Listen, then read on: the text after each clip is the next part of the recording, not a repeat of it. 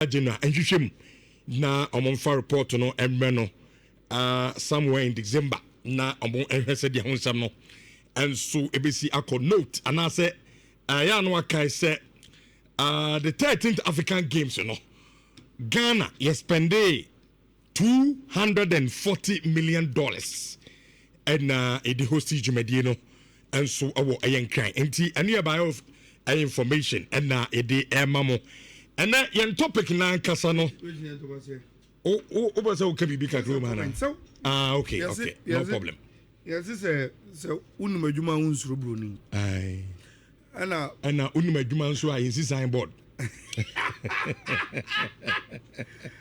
prop de anya bibi bone David ye wem keke wa ye wadwuma yes bebu hu akonta de enye witch hunting David just a process of accountability sure.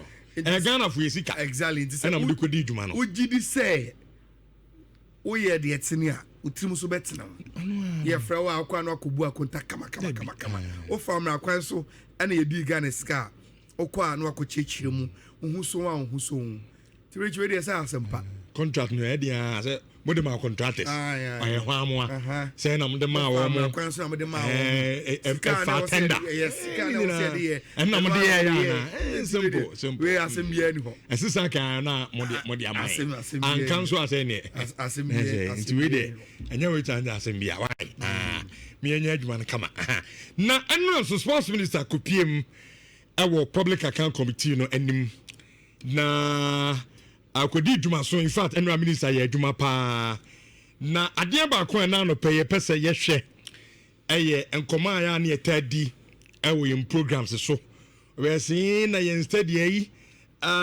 infrastructure yi ye hwani ye ene esi aye disika botin bebre tam sika kese ne de akosi stadium no be ye no the purpose no enya de ye wi afei eba no maintenance ni ade innovation ye kwa innovation kra baba said mtini baby ye innovation sa ebe wi achiri ka for say emiti standard na minister call public account committee no enim no minister say omo de niam bi begu akwan mu na ya hwe kwan a ye be fa so a ye various yesterday na infrastructure no ye betimi ahwe na the maintenance culture no ya hwe ne tiwa ye ni ama infrastructure no dwumadie no pote adwe atachira eme edisie no eno so etimi a7 no kama pa yenti abra minister ekopiem ewo the public account committee no ensema do a adutu dana afei yenso yemfa ya no entumu ebi. There were a number of the contractors. Some of these stadia facilities were constructed many years ago. Some levels of renovations have been done. The most recent, you have Micheletti, Consa, who have done some work or the other. So the parts that they get involved in, Mr. Chairman, they always give us a manual.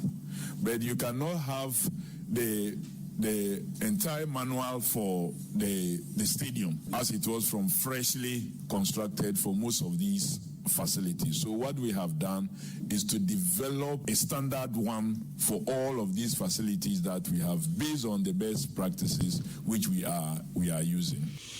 Okay, enti minister na HM say ye study ahodo na awo Ghana ha no ebi won ma isi ya che so ho enti companies ni gra isi no say bia o kope ade no ni menu yesi stadium ni yeso obi a hasia enye ni say ni ade no kra no o kopa ya na eden enti asese so obehwa ayen stadium ni bi ono ma maintenance eguso a ekoso diama contract and samutie voice na baby kra no obo konsafo din so mu dina no mu ye bia se ne be a eno so betimi emeti standard na mpempi no na isan stadium na bi sisi ya che na enye fresh ones afeni sisi siniti no se na me chemi no ebi won ma ne menu ni ade no the entire one no nche da enya nti say do mo ana so one ni ministry no omo ne say they are putting in place new maintenance menu stadium no ye be hwe na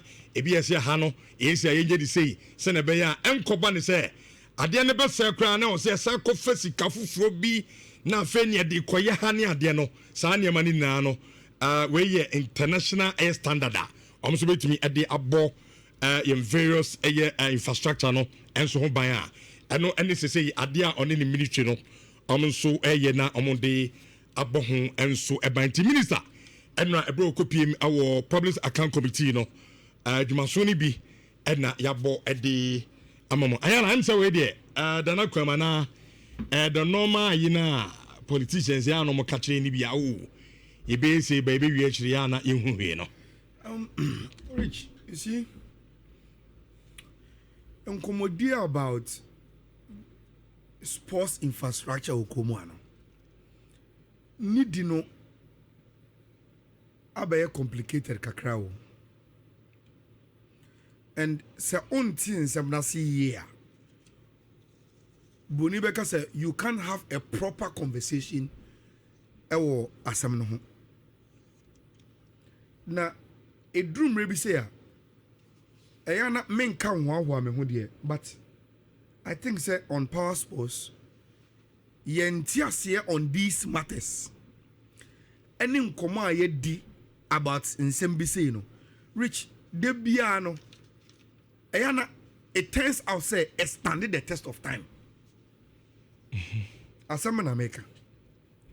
Mekai in the past, during MPP government in the time now, especially Professor Chumesi NSA boss. Rich people are not omunti NSA Jumedie no and the way omun city no. We're raising issues say I didn't think you see stadium say the baba ball. Na dey ma high for other activities, even when sometimes the football season no I want in pompons so cry na the stadium na ma high am I be kan of ya say hwe obian wo okirifo asem mpakodo na so no kra no say see the stadium no ebobo nko a sika bo bonko a raise ma stadium no sebi sha enura no manu mumpo to maintain the facilities enti sa oti akira afo for you to criticize how the stadium amankophobia enya football related na eyesa na ye the safe facility no nemum sanka adwuma no sanka uka hu bi na ye ya enka beti ase say that is the only way you can survive as NSA. Now, Rich, ye this sound common. Then people were cast okay. Some yati as say stadium no, born me and fund this stadium no maintenance there. And yet, a bad issue of the picture. And can say that is where we must grow to. Say, yet ye raise sika by giving the stadium out, but ye insist on the right things to be done.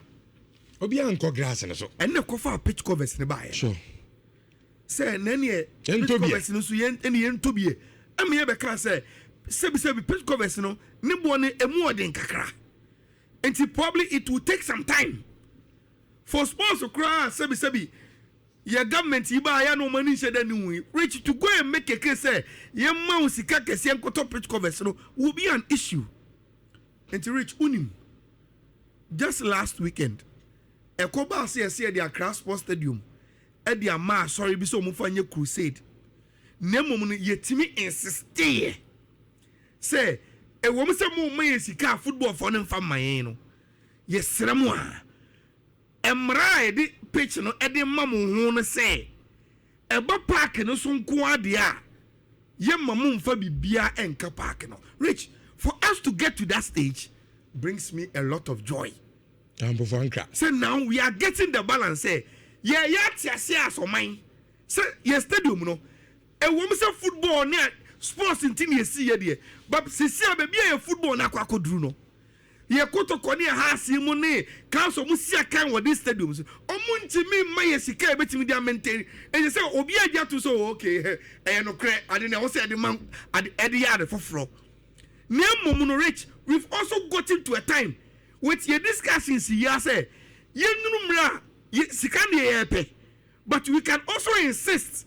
Obin for the second bullying ne mom ye betimi agya na so aka chen pako say ade ne ye de ma wo ye agye usika no but emrasa da ho which me so say rich and answer program am your across for say obiye bo NS na baso come on say agye sika de stadium na ma yes awaye masse dem ba pitch no bias so bia amfani sanka ne cry say ka say ko bobo across sports stadium the pitch is there for us to play na sense akọ de ye rapoliki obias ay pitch no so enti ebetimi gradually yes that's can near the maintenance stadium yes near maintaining near we say ebetimi atop pitch covers because rich minim say there will be programs the way as our programs in city no rich ye twemu tan ya omo mo ba beje facility no will insist they will need to be on a pitch and that will be the timer e bia na yetimi atop pitch covers but in preparing to have a win-win situation, you know, Rich, I think so we should insist say obia ye betimi di ama no ayo obia obema ye sika no de na so obedi emra so say obebo ye pitch no ho ban na ye fa sam building kakra na ye we say betimi anya sika Rich enkomo ne yemienu de twato minister ka say we need to find ways ye betimi develop a maintenance manual for your facilities no Rich so we say kan okrepa ye wo 2025 mu a enche bia anyame ye yadomo a na yeti nkomo a ye wura 2026 Rich no kren say ye various stadia ye wo Ghana ha no ba ku kure no ho a ye modern standard ye city no ye washrooms the architecture of the place the standard of the pitch yensi fro se ututu kwan ko fresh tournament na say wa African continent me pese me ko Europe na yenyu ko di Ivory Coast money na say Morocco be wo see AFCON any ade say obi mpo anya venue na ye kase enkobo ya away game and I say nipa ko no home game e Morocco the facilities that we use Rich say minister ni di echi ko ba ko mienu a na oba na oti Accra Sports Stadium oba gi atum say sebi akachi ye wo echi papa enti meme de say ka minyan a Rich nanka ye pejam komunim kakra before we go on to the maintenance no Rich we need new facilities. It's a new facilities in the bar. Then we can take the maintenance serious. Because Rich, say a maintenance standard in common kwan yedin in Nansenya. Rich, no matter how you maintain the Accra Sports Stadium, Barbara Sports Stadium, Tamale Sports Stadium, no Rich, Saoko home pa, you feel we are way behind modern day facility. So what do compare it to for a bobo? I ran to the message about me. I say, okay, Yamwa James. I say, even the accreditation alone is a case. The academic Uncle Fasin Biam Remy. So, African Games. African Games, you know. Accreditation. The next can more about say. Who said the Bia? I'm the good Nayana. Accreditation. Who said, Rich? The Bia make us say, Ghana. Who say, yeah, it's radio, so no. You were a quenya to impact the way you're discussing Nyoma. That is the reason why. Yeah, Brenoko. Brenoko, Obia would take passports via Rich.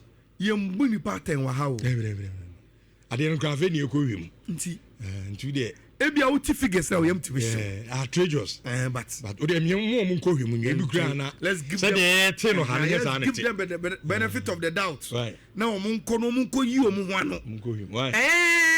Says about you, any manner. Amuzu garlic bitters, my moja dear for sunny ye.